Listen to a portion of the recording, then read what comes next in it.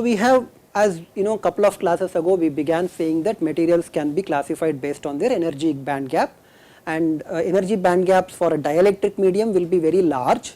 So at room temperature they would not normally conduct any electricity. Of course, if the temperature is raised and if the energy band gap is lowered, then they would be conducting electricity. Okay. However, in normal temperature, a dielectric material or an insulator would not conduct electricity. However, for a conducting material, the energy band gap is almost, that is so close that valence band overlaps with conduction band. So there is a lot of free electrons in the conduction band that are available because the outer shells are having free charge, and they would very easily contribute to these free charges, and these charges are able to move through the lattice. Okay, they would move from one atom or one lattice to another lattice. They would displace the electron sitting there. That electron would move and then it would displace the other one. It's like, on a long traffic, on a long road, you have cars. You can imagine cars, and one car moving to the next car's position, the next car moving to the next car's position, and so on. What you have to realize is that even though the cars themselves might be moving at a very small speed, the overall traffic movement could be much faster. Okay. So even though electrons might be jumping from one lattice to another lattice, one lattice to another lattice at a very small speed, and indeed that is what would happen, the overall electron distribution, the distribution would be changing much rapidly. Okay. So that is how electricity is conducted inside a conductor, and conductors are those materials which have a large number of free electrons. Okay. So we will be looking at that conductors, and we will be asking the same kind of questions that we asked for dielectric. What would happen if there is a conductor and then there is a free space or some other dielectric? What would happen to the electric fields at these two regions? That is all that is sufficient for me. But before I go there, I want to ask one very important question. In a conductor, at least on the static case, can there be electric field? Imagine this. Take a conductor, okay, some solid conductor, put some charges in between. Okay. Would you actually see the charges remain there? Turns out that those charges do not remain inside the interior of the conductor. What would happen is the charges which are kept inside the conductor would develop an electric field, and since these charges are all like charges that we have kept, they would all start to repel each other. So the electrons would fly away from the interior point and they would all land at the surface. Okay. Now it could have happened that they would simply leave the surface and go away, but we are surrounding this conductor by a dielectric medium. Okay. Even air is a dielectric. So if you surround it by a dielectric medium, dielectric does not conduct electricity. Therefore the charges which originate from the interior would end up as surface charges on the dielectric. We have in fact solved a problem, that of the infinite plane charge, and we found that the electric field produced by this infinite plane charge had an electric field which was normal to the surface, right. If the charge was placed like this, there is an infinite surface charge here, which you can think of as having a metal. You have a metal that is completely filling the space below the plane of the surface charges, and there is a nice dielectric above here, and the electric field was always normal to all these charge surface, right. The electric field was normal to the charged surface, and D field would also be normal to the charged surface. But the important point is that inside there are no electric fields, because if there was electric field inside, that would accelerate the electrons, constitute the current, and that is something that is not happening in the static conditions. Okay. Unless there is a means to generate and sustain current, this would not happen. Okay. So inside, the most important point of a conductor is that under the static conditions there are no fields and no charges inside the electric field. It does not matter whether it is normal or tangential, right. It could be normal electric field, but that would also exert some acceleration, some force on the charges, and that is again strictly forbidden. Okay. You can ask, how much time does it actually require for the charge distribution that is kept inside the material to become a surface charge? How much time would it take?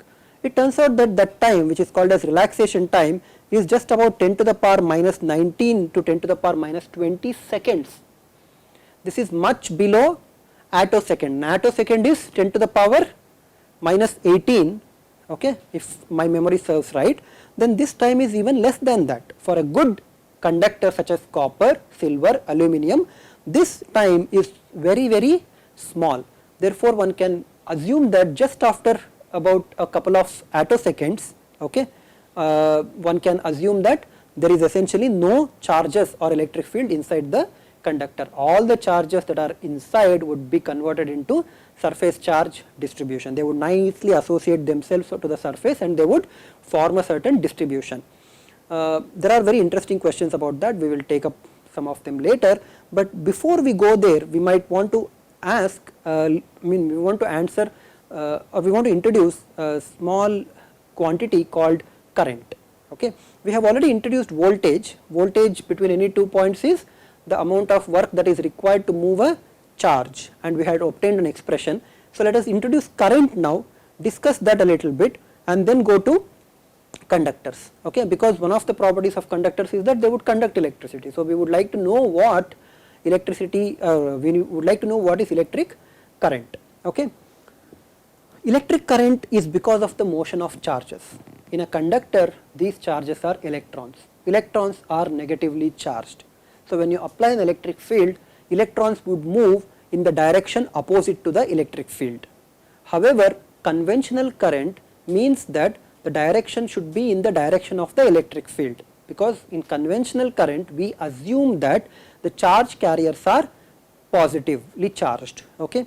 However, we do know that current in cases is actually because of the electrons, in conductors because of the electrons. So, the conventional direction of the current is opposite to the direction of the electron flow. Okay. Electron flows past from right to left, conventional current flows from left to right. Okay. Of course, if the electron flew from right to left, the conventional current would flow in the other direction. Okay.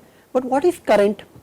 Well, current, as you know, is essentially the rate of change of the charge. That is, if you were to consider a particular plane, okay, and then look at how many charges are flowing past this plane, okay, actually a point you could consider, how many charges are flowing past this plane or a point, that would give me the current. Charges flowing past per unit time, okay, that would give me the current. Now, there is no rule that I have to keep this plane in this way. Okay, assume that charges are all moving in this way. Okay, to calculate the current, you just need how much of charge has moved past a particular plane. However, I can also consider a plane in this direction. Okay, notice that charges are still moving in the original direction. Just because I decided to change the plane orientation does not mean that charges also have to move in that plane. However, what would happen is the strength of the electric field across this plane would be reduced, because now this original direction of motion of the charges would not be the same as the direction of the normal to the plane. Okay. If there is an angle between the two, call this angle as theta, then the current would be reduced by a factor of cos theta. Okay.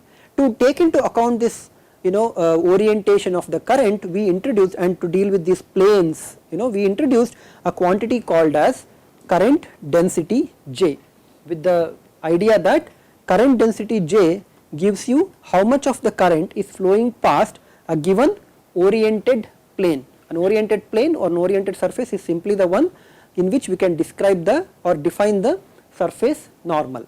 Okay. To get an appreciation of this current and current density, imagine that these are the lines of J field. You could easily see that if, for example, you take a waveguide, okay, you take a waveguide which we will be discussing towards the end of this course, and then excite modes inside, it would generate some wall currents, okay, and these currents would all have their different magnitudes. Along the top surface they would have different magnitudes, and they would, J lines would all be flowing in different directions. Okay. Now, imagine placing a plane. If you place a plane that is parallel to this, there would essentially be no current. Why? Because as much J lines are entering, as many J lines are coming out. Okay. When I say J line, I actually mean current density vector. Okay. So, current density vector would not be changing here, I mean it would be as much entering as much leaving, therefore, there would be no current through this plane.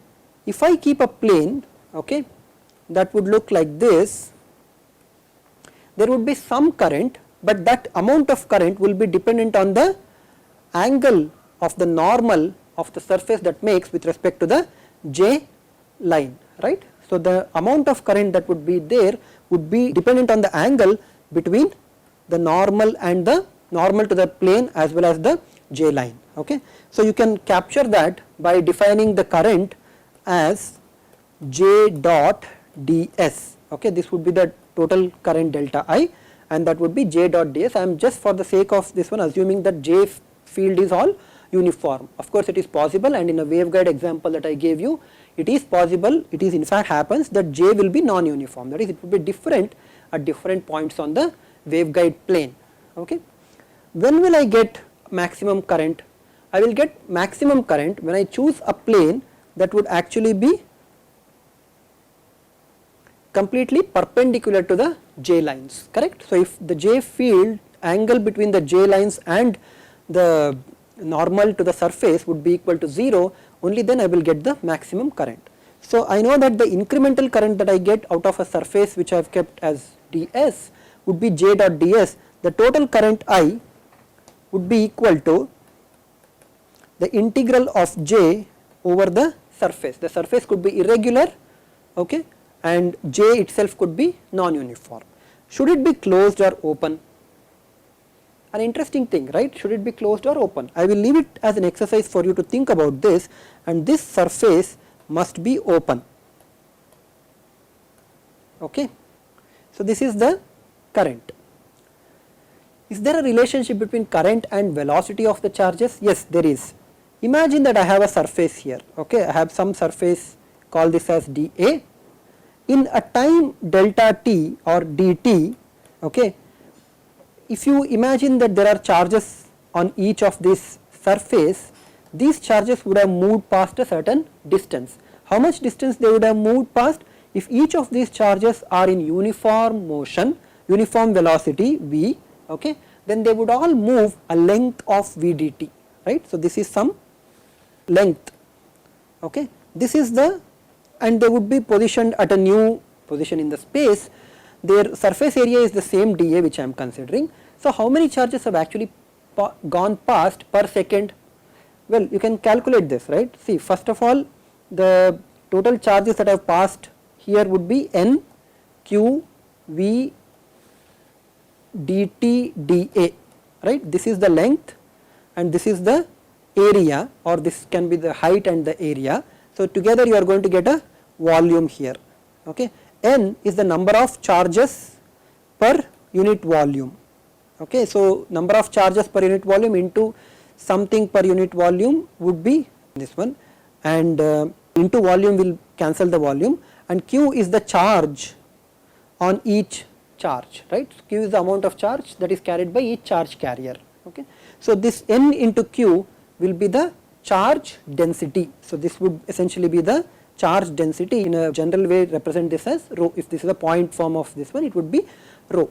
This is the amount of charges have gone past me or gone past this particular plane in a time dt. So, the current that must have gone will be dq by dt, and that is given by nqv into dA or rho times v dA. This is the current that has gone past. However, I am interested in the current density. Current density is current per unit area. So, that is given by rho into V. Okay, rho is the volume charge density, V is the velocity of the charge carriers. If these charge carriers can be counted like the charges per volume that we wrote, this would be NQV. Okay, this would be the current. And what do I measure current and current density in? Current is measured in amperes, okay, and current density is measured in ampere per meter square, okay, because this is density of the current. Okay. Now, we will discuss very briefly what is called as conservation equation, or sometimes called as continuity equation of the current. Okay. You have to realize that this conservation and continuity condition has nothing to do with Maxwell's equations. Okay. This is just the fact that the total number of charges inside this universe cannot be changed. There is a global conservation that must happen, but locally what it means is that if there is some current, then there must be the amount of charges inside a particularly small volume must be going down. So, at a point if there are J lines coming out, then it means that charges must be flowing along the j line, which means the original charge distribution must be going down at that particular point. Okay, that is all the conservation of charge is saying. Charges are being transported, therefore the amount of charges inside would be going down. It is like, bus, you imagine bus and people are coming out. If you imagine these people as j lines, the vector current density vector lines, then the only way then this j would be non-zero, right, would be when the number of people inside are reducing. This is nothing to do with electromagnetics, this is just the conservation of people. So instead of conservation of people, you have conservation of charge carriers. So whenever there is a non-zero value of j in a closed surface, not the open surface, in the closed surface, the only way you can have the j lines to be non-zero or the vector field j to be non-zero is when the number of charges inside that volume enclosed by the surface is reducing. So there must be a balance between the two. Okay, so people inside the bus are reducing, hence people outside the bus are increasing. That is as simple as that. So imagine that I have a closed surface. Okay, this time it is closed surface, please remember that, and this surface is bounding a certain volume, and let us say over this closed surface I will evaluate the divergence of the j vector. Okay, so I will evaluate the divergence of the current density, or essentially picture how the j field lines would be coming out, and they would all be emanating outside this closed surface. Okay, so I know that as long as j is non-zero, or more precisely as long as divergence of j is non-zero inside this particularly closed surface, there must be charges which are getting reduced, correct. So what I have is that the j field lines, of course, over the entire surface will give me the total current, right. If I take the j vector and integrate j over ds over the closed surface, in this particular case it is closed because I have to consider the region or the surface. So this should be equal to the total current I, and this should also be equal to the amount of charges that are coming out. Please note that this q out indicates that charges are coming out of this closed surface. Okay. However, if there are charges coming out, an equal amount of charges must be getting reduced inside, correct. Charges are getting reduced inside. Okay. Now I know how the charge enclosed by a volume is related. If I know the volume charge density rho v, then the charge inside can be written as minus integral of v dv, correct. So there is a del by del t of that, because now rho is a function of the space coordinates. So I need to replace this expression minus dq in by dt as minus integral del rho v by del t into dv. Okay. This is a crucial relationship. Okay. This surface integral of j over this closed surface is actually equal to this volume change of volume charge density, right. Charges inside are getting reduced. So this is the surface that we were considering.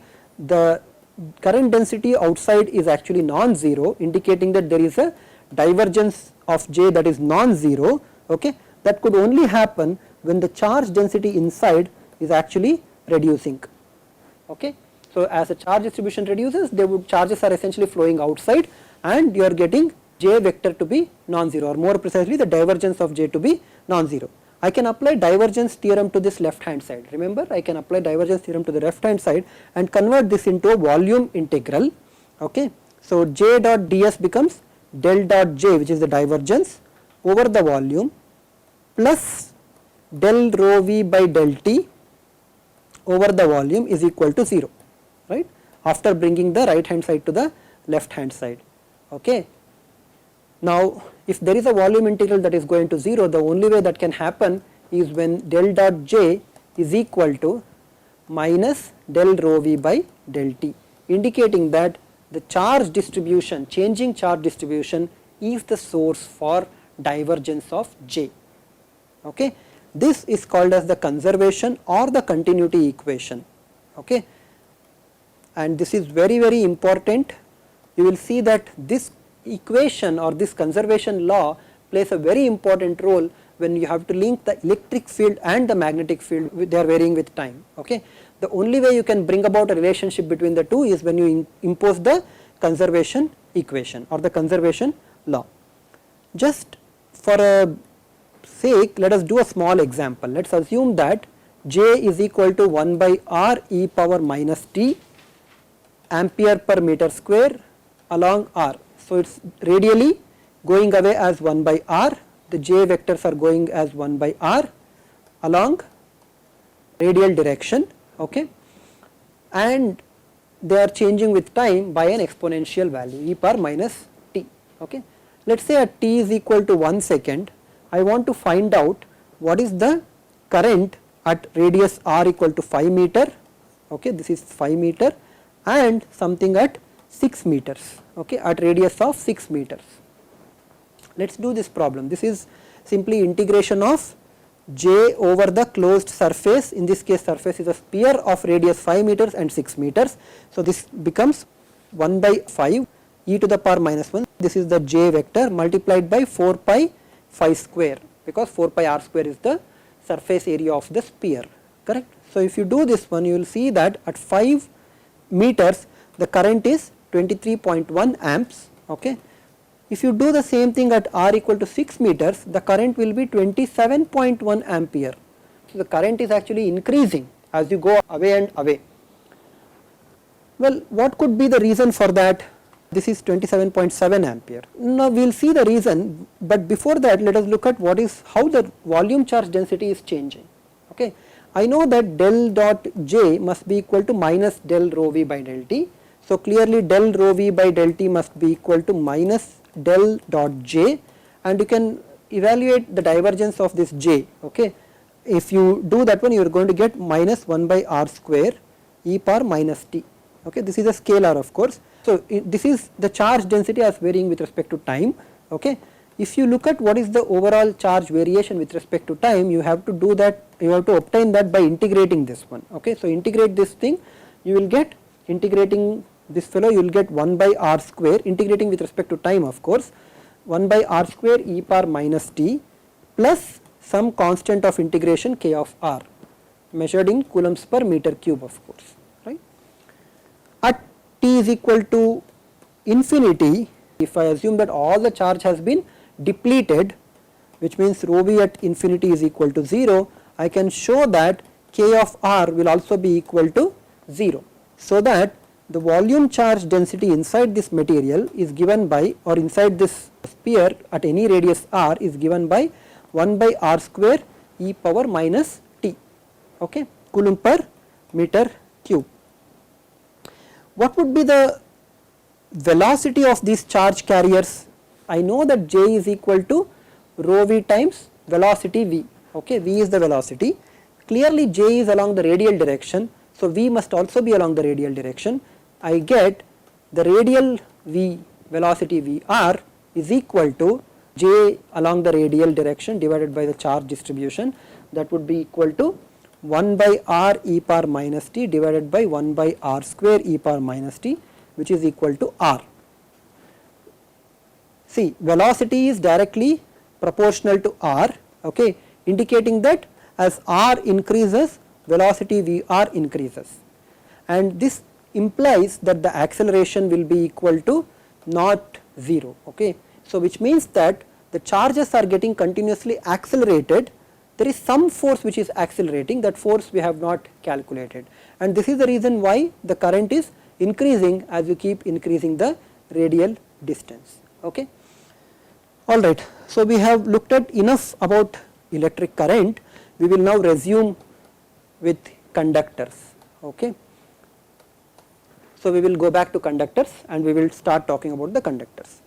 Well, conductors, as we have already discussed, has lot of free charges, right, and these charges experience a force when you apply a current, sorry, when you apply an electric field, these charges experience a force which is given by minus q times E, right. Each charge experiences this particular force, and you might think that they would start getting accelerated, right. So, if I now equate this one to m d square x by dt square, where x is the position of the electron, okay, from its equilibrium position I am measuring the displacement x, then according to this equation the acceleration must now begin because of the force that is being applied. However, what happens is that in a metal there are these lattices, right, and these lattices all consist of positive charges. So, the electron begins to accelerate, moves about in a direction that is given by the electric field, and then gets attracted or gets hit by the lattice, okay, and then slows down. Again it begins to move, hits the lattice, slows down. It keeps on doing this. There is actually a mean distance, okay, that the electron would actually travel without hitting the lattice, okay. Without hitting lattice, it would actually move a certain amount of distance, okay. This is the so called mean free path of the electrons. So, electrons begin to accelerate, hit the lattice, slow down, begin to accelerate, hit, slow down, and so on. So, in essence what happens is that there is an average velocity that is developed, which would not be the same velocity if the electrons were in free space. If the electrons were in free space, right, and if the electron were to be accelerated by the application of electric field, it would simply begin to accelerate, okay, and you can obtain that by solving this expression, you know, the Newton's law. However, inside a lattice, inside a material medium, it begins to move, hits, and then slows down, begins to move, hits, and then slows down, giving you an average drift velocity. This is still large, but it is not as large as the velocity in free space, okay. And this average drift velocity for an electron is given by, it is interesting that it is actually proportional to electric field, and it is that proportionality constant is called as the mobility of the electron. Mu n is the mobility of the electron, okay. Although we are not going to discuss semiconductors in this course, in semiconductors there is actually what is called as holes, okay. For all practical purposes, holes behave as positively charged particles, okay. They would also begin to accelerate, except that their acceleration would be in the direction of electric field, whereas the electrons would move in the direction opposite to the electric field, and the hole mobility is also important, okay, especially when you are studying optoelectronic or VLSI microelectronic circuits. You will see this mobility of the holes, and there is a corresponding hole velocity.